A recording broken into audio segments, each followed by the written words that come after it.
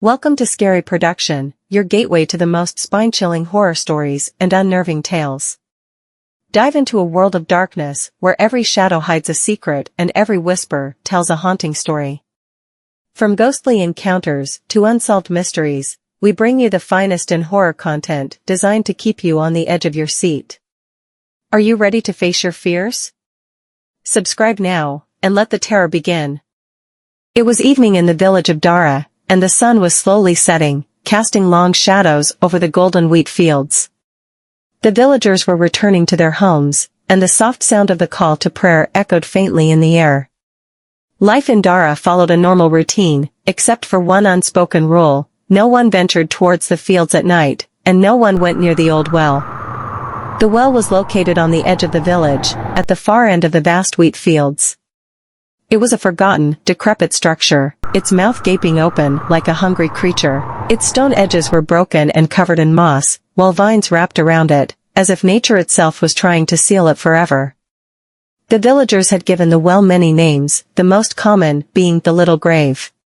For generations, it was said that the well was cursed, and that the air around it carried an ancient, malevolent presence.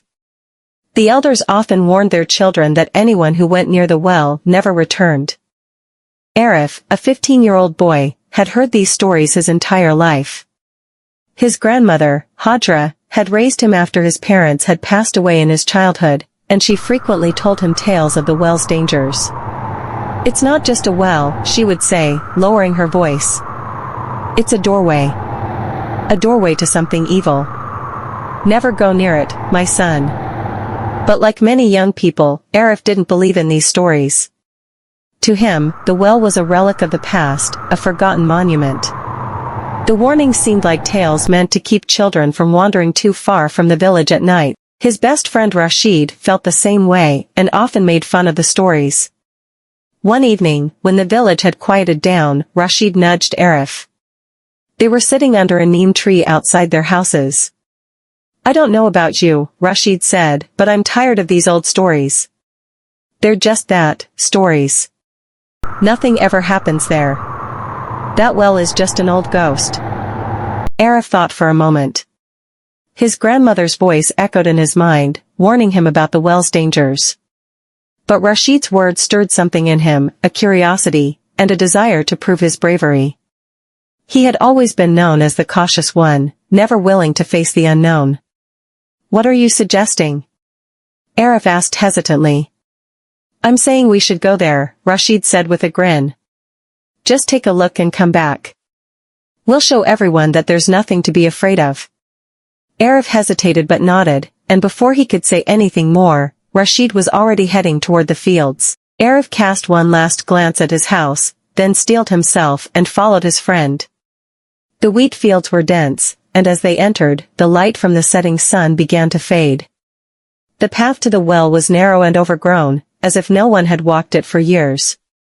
As they ventured deeper into the field, the temperature began to drop, and an unnatural silence filled the air. The gentle breeze that had been blowing through the village had vanished as they neared the well. When they finally reached the clearing where the well stood like a forgotten relic, a wave of fear washed over Arif. The silence around the well was oppressive. Even Rashid, who was usually fearless and bold, had gone quiet, his steps no longer confident. The well, shrouded in darkness, looked far more menacing than Arif had imagined.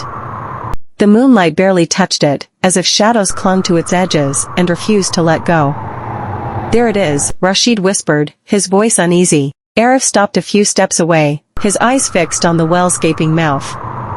His grandmother's stories rushed back to him, the whispers, the people who disappeared, and that strange feeling of being watched. He tried to tell himself it was just his nerves, nothing more. But there was something deeply wrong with the air around the well. It felt as though the earth itself was suffocating and lifeless. Rashid, summoning his courage, stepped closer to the well. "Look," he said, "it's just an old well. There's nothing here." He picked up a small stone and tossed it into the well. Both boys listened intently, waiting to hear the stone hit the bottom, but there was no sound. Just silence. It was as if the stone had vanished. Rashid laughed nervously. Maybe it's deeper than we thought. Suddenly, a faint whisper rose from the depths of the well. At first, it was barely audible, like a distant sound, but it was unmistakable, a voice. A cold shiver ran down Arif's spine as the whisper grew louder, not in words, but in feeling, as though it wasn't speaking to their ears but directly to their souls. Rashid stepped back, his face pale with fear. "Did you hear that?" he asked in a trembling voice. Arif nodded, too afraid to speak. The whispering didn't stop. It grew, circling around them, as though the wind itself was rising from the well. And then, as if controlled by an unseen force, Arif's feet began to move forward. He didn't want to go near it, but something was pulling him, compelling him to lean over and look into the well. In that moment, someone grabbed his arm and yanked him back. It was Rashid, his eyes wide with terror. "We need to go," Rashid said, his voice shaking. "Now." They turned and ran back towards the fields, the tall wheat brushing against their faces as they sprinted. The whispers from the well followed them, carried by a wind that seemed to come only from the well. By the time they reached the village, they were breathless, their hearts pounding. For a few moments, they stood in the dark, catching their breath, saying nothing. Finally, Rashid broke the silence. "We shouldn't have gone there." Arif nodded, but deep inside, he knew that something had changed. The whispers were still with them, and whatever had awakened in that well wasn't finished with them yet. That night, as Arif lay in his bed, he couldn't sleep.